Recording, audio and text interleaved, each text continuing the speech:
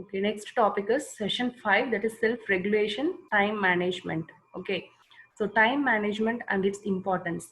Samir was a very lazy boy and always used to postpone things.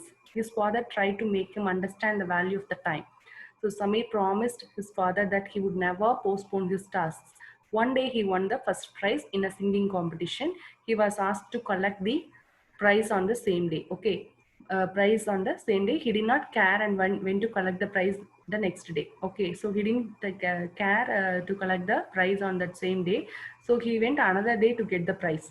But the prize was now useless for him. Why means as it was a ticket to a circus show for the previous day. So for the previous day, he got a ticket. Okay, so as a prize, he got a ticket to a circus show for the previous day only. Okay, he was not able to go on the next day. So that day, Samir learned an important lesson: the importance of doing things on the time. Okay, so by the time if you have reached the school, means he might be getting that prize, and he might be going to the circus show for the previous day, but he was not able to go to that circus show. Okay, so because of not using the time properly, he lost that show. Okay, so this is the lesson he has learned because of his laziness. Okay, so time management is the ability to plan and control how you spend the hours of your day well and do all that you want to do. Okay, so an example of good time management skills would be when you decide to finish your homework immediately after school, so you have time to watch TV later in the evening. Okay, so immediately if you are all completing your homeworks, no, after going out of the school, and you need to complete all your homeworks immediately, and you'll be having time to watch the TV later on in the evening. Okay, so example and non-example of time management. So here left side Shamira and right side Nisha. So Samira is always punctual at school. She has a regular schedule and that she follows every day. She plans for a study and play time in advance. Okay, so she'll be always planning for study and she will get time for playing also. Okay, so Nisha usually arrives late to the work. She does not submit her assignments on time.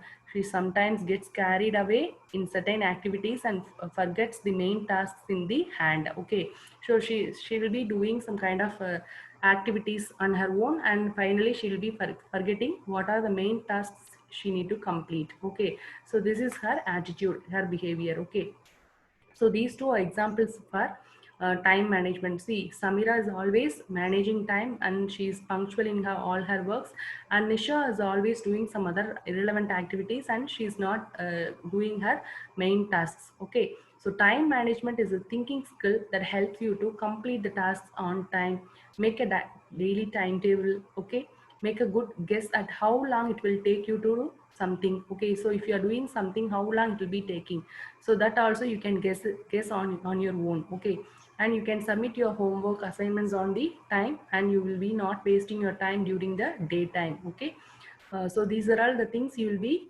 achieving when you are managing your time properly. Okay, and 4 steps for effective time management.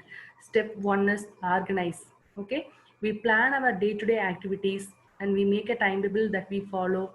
We keep our surroundings and study table clean and mess free. Okay, and we put things back where they belong, and it helps us save time. Okay, so if you are arranging all your things neatly in all your places, no, in your home also and in your school also, wherever you are seated, so if you are making your surroundings clean and mess free, means okay, you can arrange all your things properly and you can always take your things in a correct order. Okay, so that is step 1, organize. Say step 2 is prioritize. We make a to-do list, what and all you need to do. That to-do list you need to make it, and that has all our activities, and we rank them in the order of importance. So we need to prioritize all our works. So first which work we need to complete, second which work, like that we need to prioritize. For example, you may rank doing homework as the most important task.